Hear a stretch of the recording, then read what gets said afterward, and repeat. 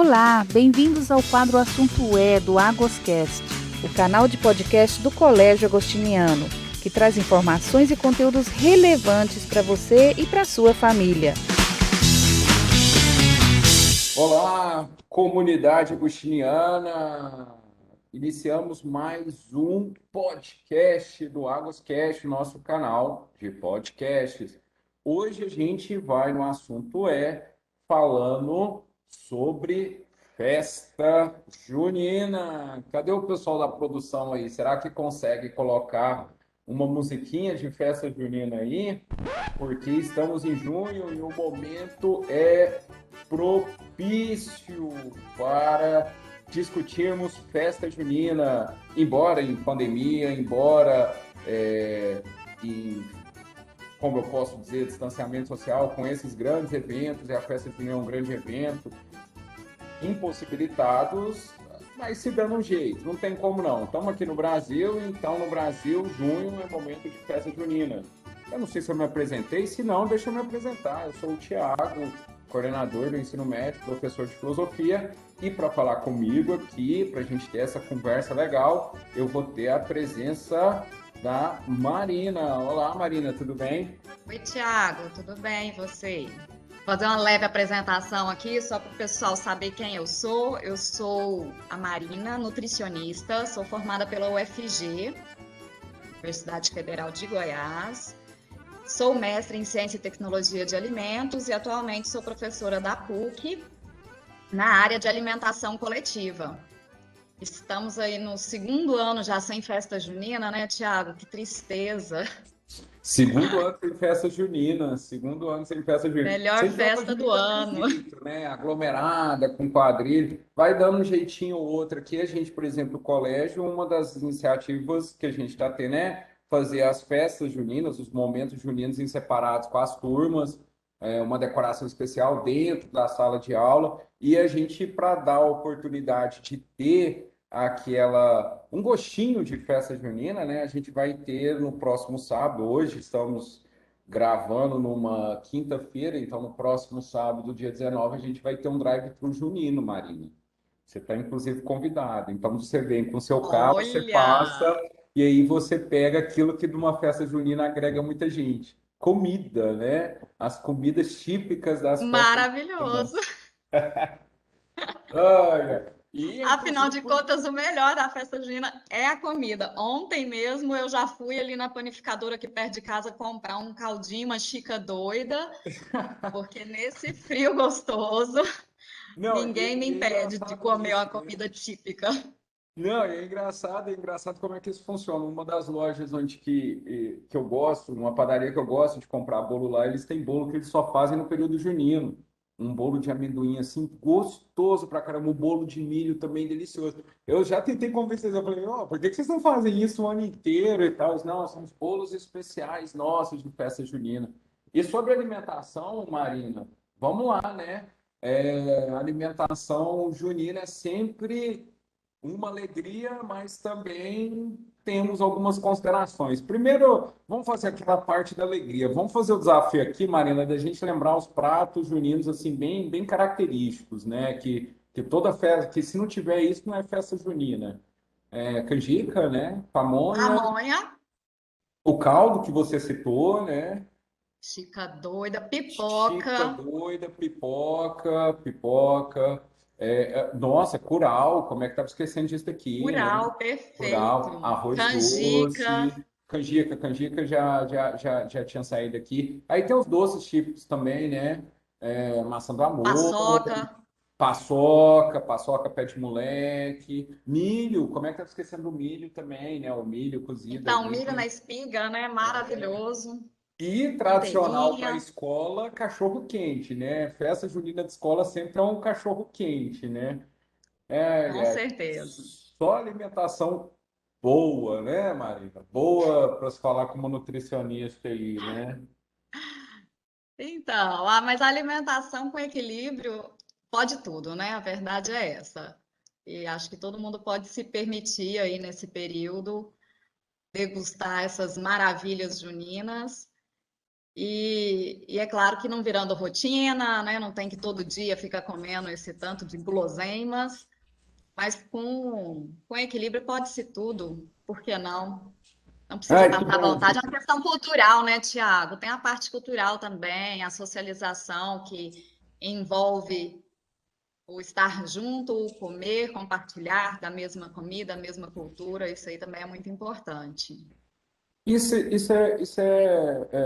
é bem forte mesmo, né? Assim, brincando aqui, que é o segundo ano sem festa junina, essa questão do drive-thru a gente está fazendo, essa questão da decoração, para justamente fortalecer essa parte cultural que é muito característica, né?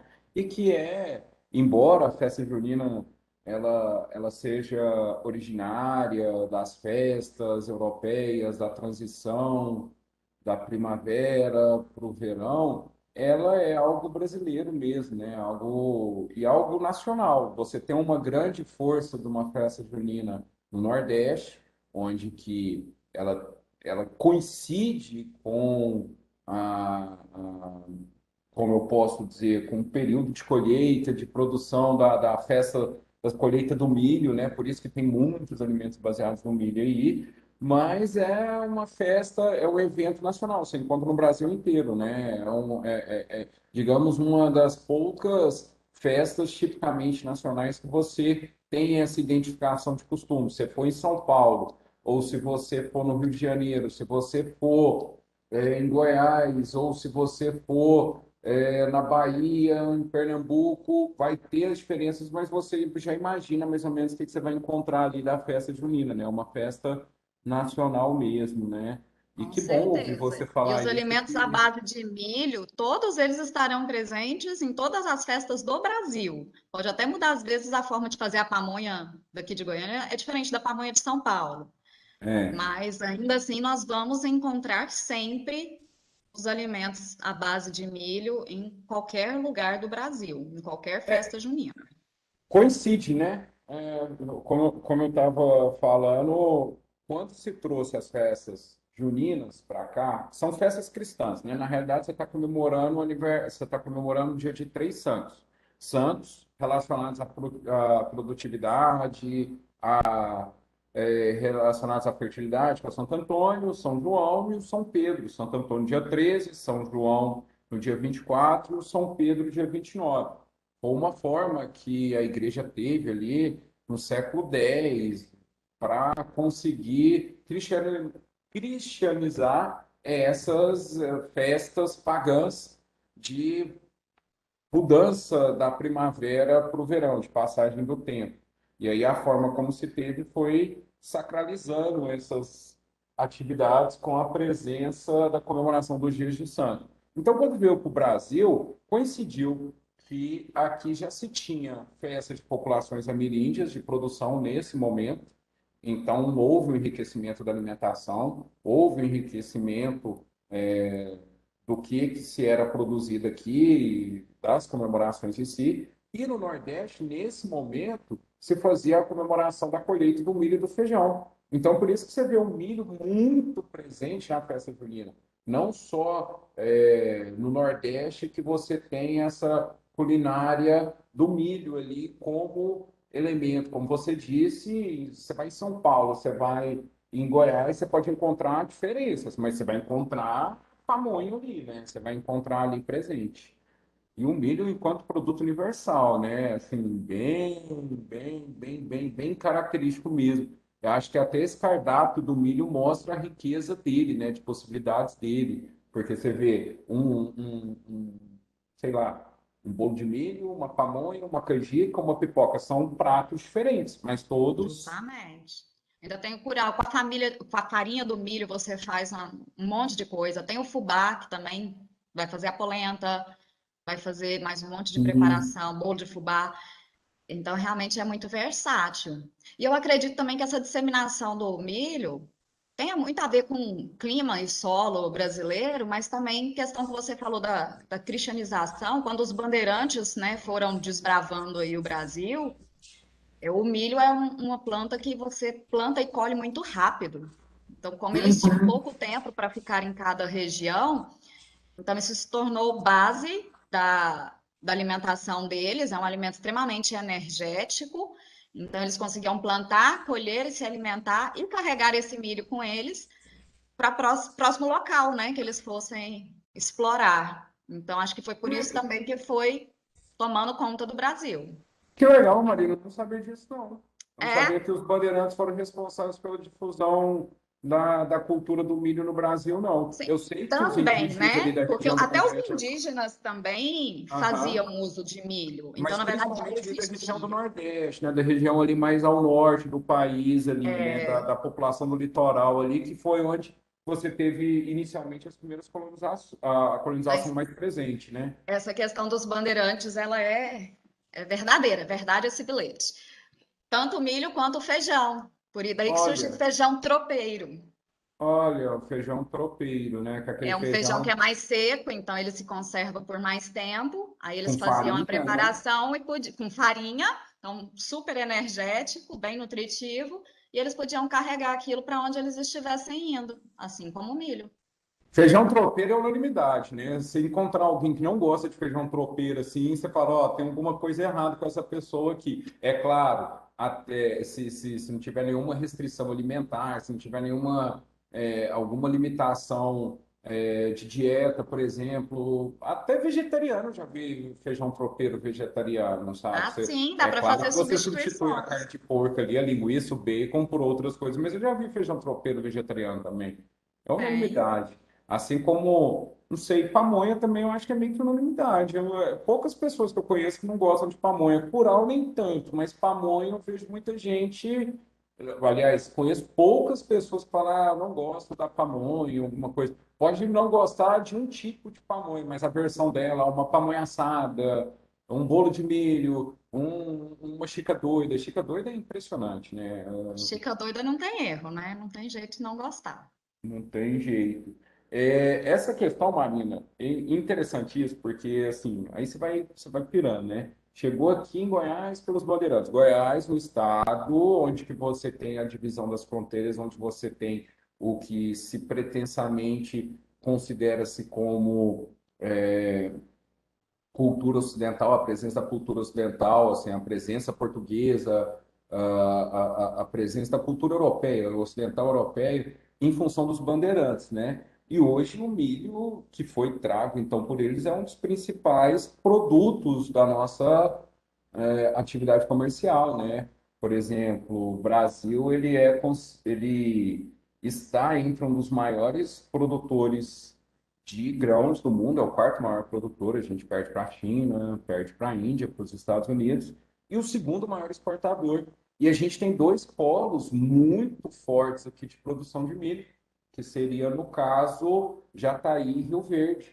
Ali a cultura do milho, assim como a cultura da soja, é muito forte, muito presente. E aí entra essa questão também do milho, da mesma estratégia dos bandeirantes, influi para que essa produção do milho seja tão forte e seja um produto tão fácil de exportar, seja um produto tão versátil, também tão coringa, assim, para alimentar várias cadeias, várias dietas, né, de várias culturas diferentes, né, Marina? Com certeza. E o milho também é usado para produtos industrializados que nem tem a ver com alimentação. Produtos de higiene, Tipo, produtos de limpeza, limpeza. tipo espuma de barbear, tem milho na composição. Sério? Sério, é umas coisas assim, nada a ver, não tem que você fala nunca, mentira, não tem. Tem. Eu Ele é usado. sabia que Eu doido, não esse vou nome de lembrar, eu barbear, eu não já li uma sabia. lista uma vez, umas coisas assim, as mais improváveis possíveis que tinha na composição o milho, ou algum derivado do milho, né? É incrível. Tem. Então vou lá comprar uma espuma de barbear, corre risco de eu ver o Tzinho lá do transgênico, então. Corre. Que, embutidos em Maravilhoso. gerais, assim, alimentos que tem massa, né? Usa-se muito grão, soja, milho ali para dar justamente aquele corpo, né? Para dar aquela Aham. consistência ali. Mas eu não sabia que espuma de barbear então tinha, não. Olha É, só. Eu tenho uma Bacana. listinha aqui, enquanto a gente vai falando, eu vou procurar que eu vou te contar mais algumas curiosidades. Eu tô aqui curioso, imaginando como é que, pra que você usa milho na espuma de baviana, sabe? Porque isso daí vai dar o quê? Volume, alguma coisa assim? Ou, enfim, Não saberia te dizer. eu estava lendo um artigo, até procurei ele recentemente, mas bem interessante que estava falando de como que a possibilidade que a gente tem do milho ser o produto, o alimento universal, assim, grão em geral, né, mas o milho principalmente por essa versatilidade de alimentação. A soja já não tem a mesma versatilidade de alimentação, você não consegue fazer tantos pratos diferentes com a soja. Você usa ela como Não. matéria, mas assim, com ela in natura, você já não consegue fazer igual o milho. Do milho se tornar o produto universal mesmo, sabe? Digamos assim, o exemplo dessa alimentação globalizada, o exemplo dessa globalização, dessa alimentação onde que vários grupos eles comem a mesma coisa e têm acesso a esse mesmo alimento, embora vão ser manipulados de uma forma diferente. Na América, aqui o milho ele é mexicano, na América como um todo, você percebe nas populações ameríndias a presença do milho muito forte, né? Você vai aqui para a região andina, a presença do milho é muito forte. E aqui no Brasil também. E aí você vai vendo em outros locais. Quem sabe a gente não vai terminar todo mundo comendo pipoca, pamonha e outros pratos à base de milho, né? Milho verde também. A presença do milho na Ásia é muito forte também. Enfim, seria. O artigo basicamente falava isso, que se a gente tiver uma situação de eliminação das culturas, da diversidade, que é um processo que a natureza pressupõe que possa ocorrer, dependendo da forma como ela vai ser utilizada, como ela vai ser manipulada, se a gente tiver o milho por essa facilidade dele, por essa inserção cultural, talvez seja o alimento universal da população. De fato, se a pessoa plantar milho de fome, ela não morre. E não fica sem fazer a barba também, né?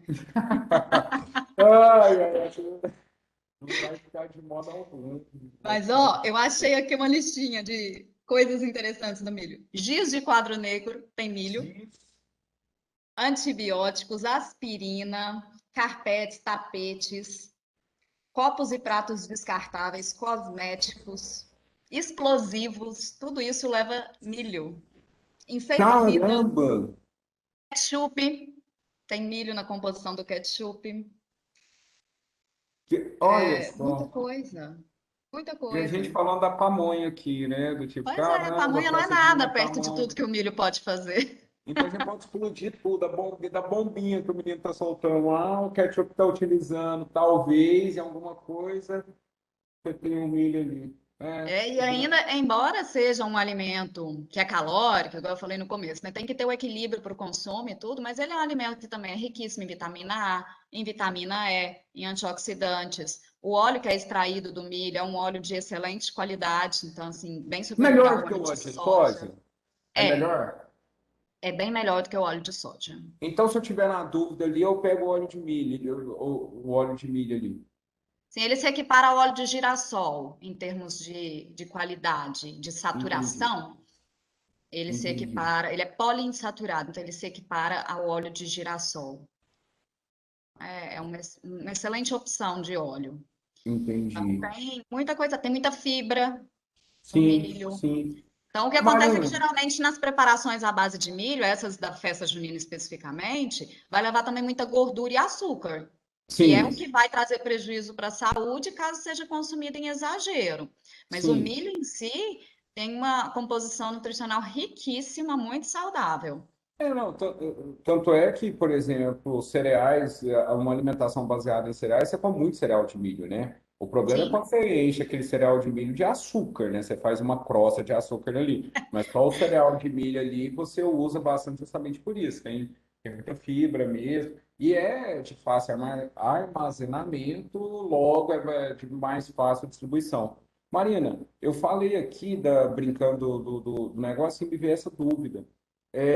O milho também, ele por ter me corrija se eu estiver errado, por ter uma característica genética simples, vamos assim dizer, é fácil produzir, é fácil plantar, ele também é fácil de ser manipulado geneticamente. Então, é um dos produtos que mais você tem uma interferência genética ali, você tem uma produção de transgênicos. Isso é Sim. prejudicial, Marina? Eu tenho que me preocupar se eu vejo um pezinho lá na minha espuma de barbear e na minha pamonha, eu tenho que me preocupar com isso? Então, de fato, é um dos alimentos que sofrem mais transgenia no mundo. Esse assunto, na verdade, ele é bem polêmico, porque existem vários estudos que condenam a transgenia, dizendo que a longo prazo isso pode trazer uma série de malefícios à saúde, que pode levar a um desenvolvimento de câncer. E existem aqueles artigos que também defendem, que falam que isso é benéfico, porque aumenta a produtividade, aumentando a Sim, produtividade está movimentando a economia, está abaixando o custo, então tornando mais acessível, já que é um alimento tão versátil, né, tão rico, então ele se torna mais acessível para populações mais carentes. Então existe muita polêmica em torno disso. É complicado a gente afirmar qualquer coisa, porque qualquer estudo nessa área seria a muito longo prazo e, portanto, sim. muito cheio de viés. Então, por exemplo, o alimento transgênico pode causar câncer? O câncer ele não surge da noite para o dia. E tem um monte de fatores que influenciam nisso. Então, se você faz um estudo com a população que consome milho transgênico, que vai levar aí 50, 60 anos, nesse prazo a pessoa ela já se expôs a outros fatores de risco, ela pode ter Entendi. fatores genéticos que trazem a predisposição a desenvolver esse câncer. Então, tem muita coisa envolvida. É complicado fazer esse tipo de afirmação Uhum. num estudo que seria tão longo. Então, ainda é muito polêmico, não tem como a gente afirmar ainda se vai ser ou não prejudicial à saúde, devo ou não me preocupar com isso. Acho que a gente tem que colocar na balança os custos e os benefícios, o nosso objetivo ao adquirir e consumir esse produto, e aí cada um fazer a sua escolha. Não é muito a É, regra.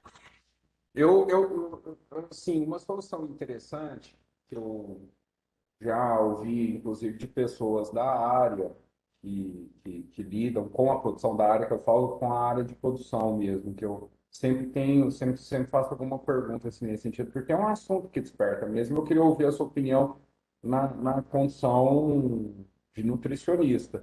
Mas uma resposta interessante que eu vejo em relação a isso, Marina, que me deram, foi, olha, justamente isso. A longo prazo, a gente não tem uma resposta ainda.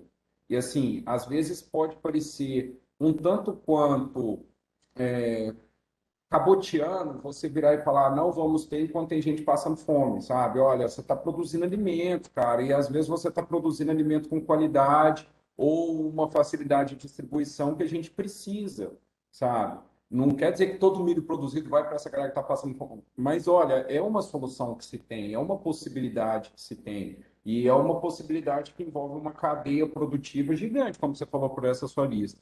E aí a resposta que eu encontrei que me parece interessante é, olha, tem a questão do tempo, tem a questão da funcionalidade, tem a questão da utilidade, mas por via das dúvidas, não vamos acabar com a diversidade. Vamos tentar criar uma forma onde que aqueles que não são alterados geneticamente, eles consigam sobreviver. Então, por exemplo, que se você for colocar uma cultura de milho em determinado local, que aqueles, suponhamos que lá se tenha um milho local ou se tenha um outro produto local que não seja o milho, criar condições para que ele se mantenha. Porque se porventura for de fato prejudicial, se descobrir daqui 100 anos que esse negócio é prejudicial ou não, pelo menos você não acabou com a diversidade, pelo menos você não correu o risco de, olha, agora a gente só tem uma única cultura, que é o risco que eu estava apontando, inclusive, no discurso do milho talvez ser o alimento universal, né? Porque será que, já que todo mundo come o milho, a gente não vai correr o risco também de só produzir milho especificamente, entendeu? Então a resposta que eu vi foi nesse sentido. Então tá, vamos continuar produzindo, por enquanto as evidências nos permitem e as vantagens nos permitem dizer, mas não de uma forma que a gente acabe com a diversidade. A gente vai ter que criar um equilíbrio ali para não correr o risco. O famoso, como os nossos a avós diziam, né, não colocar todos os ovos numa única cesta, né? Exatamente. Essa, Aí entra na questão da sustentabilidade, que também é muito importante, tão falado hoje em dia.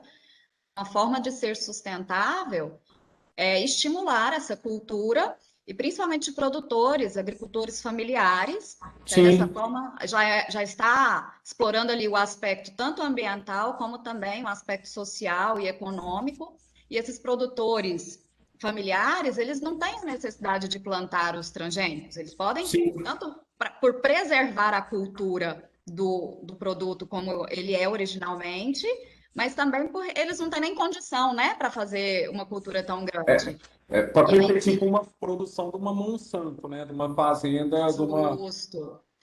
E aí, nossa, e aí vai entrando em tanta coisa, porque aí, por exemplo, nós, como civis mesmo, pessoas físicas não jurídicas, Sim, a gente pode apoiar esses produtores comprando diretamente deles. Hoje existe uma série de associações, de feiras, onde a gente consegue comprar os orgânicos e também um produto que não é transgênico. Dessa forma, a gente já está apoiando esses agricultores familiares para que eles mantenham a produção deles. E a gente também, enquanto sociedade, pode também exercer alguma pressão em cima das grandes produtoras que trabalham com os transgênicos, para que, de alguma forma, eles possam contribuir também com o pequeno agricultor, que massa. se tomar o seu mercado. Então, por exemplo, Entendi. alguma política de governo que obrigue eles a. Igual acontece reflorestamento. Então, para plantar Sim, naquela área, você vai ter que replantar tantas árvores. sim, Então, para sim, plantar o transgênico, você vai ter que apoiar com tantos agricultores familiares. sim, E sim. aí, dessa forma, eu acredito que a gente Você conseguiria precisa da manter. produção e, ao mesmo tempo, você não está eliminando um setor importante. Você está garantindo essa sustentabilidade e Exatamente. essa diversidade. Inclusive, no Brasil, a maioria dos alimentos é de produção familiar, né? Ou seja, quem geralmente produz em larga escala, em produção industrial, que é um polo muito forte, representando praticamente 30% da economia brasileira, não é para produção de alimento. É para, eu falo assim, não é para produção de alimento daquela feira que você vai comprar ali específica, né? É para exportação ou então para Exportação. produção industrial, né? Então, interessante. Gostei dessa solução Exatamente. aí de equilíbrio, de criar algum tipo de política de equilíbrio, de política de solidariedade, onde que você vai garantir que a produção de um não inviabilize de outro e a demanda não fique de fora. Inclusive, na pandemia, você até pontuou, Márcia, isso, porque pontuou, acho que foi uma consequência, como se pode dizer, positiva, uma consequência positiva desse processo, foi justamente o fortalecimento dessas cooperativas, né? Então, olha, já que não tem mais feira, vamos organizar vários aplicativos, vários grupos de WhatsApp, eu vou aí na sua casa, eu te levo a feira, eu te levo a caixinha. E um monte de gente que às vezes comprava isso na feira, que não sabia, que vinham de grupos de produção familiar, agora chegaram a essa ciência, né? De que, olha, então quer dizer que o alface que eu estou comendo aqui vem de determinada cooperativa X e, além disso, eles produzem isso, isso e isso. Foi digamos, uma consciência interessante. Tomara que esses modelos de negócio que foram desenvolvidos no tapa na época nesse período da pandemia se mantenham e se fortaleçam ainda mais. Legal, Marina. Exatamente. Eu acho que a Tudo gente nessa já vida tem um está lado indo. positivo, né? A gente não pode só olhar para a parte negativa, não. Até a É, pandemia trouxe alguns benefícios. a gente tem que, no final das contas, nós que as coisas não têm valor, né? Nós atribuímos valor.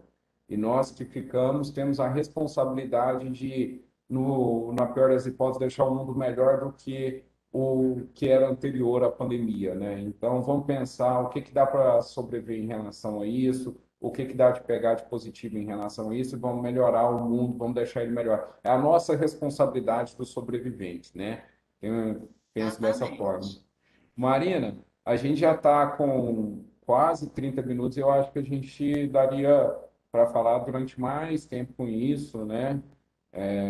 Como se diz, uma conversa boa, conversa que se prolongaria. Então, tomara que a gente tenha outras oportunidades de falar sobre os assuntos do milho ao creme de barbear, da sustentabilidade da sustentabilidade aos produtos geneticamente modificados, dos bandeirantes ao dia de Santo Antônio. Enfim, foi massa, Marina, foi legal pra caramba. Obrigado pela participação, obrigado por esse bate-papo aqui. Eu tenho certeza que a gente vai ter outras oportunidades de estar falando aqui.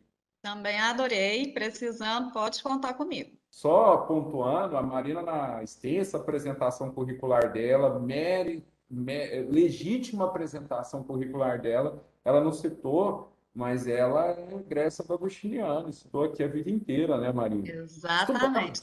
Estudamos, Dos estudamos, né? 4 anos até os 17. Toda a família, seus pais também, né, Marina? Meus pais se conheceram no Agostiniano, eu conheci meu marido no Agostiniano.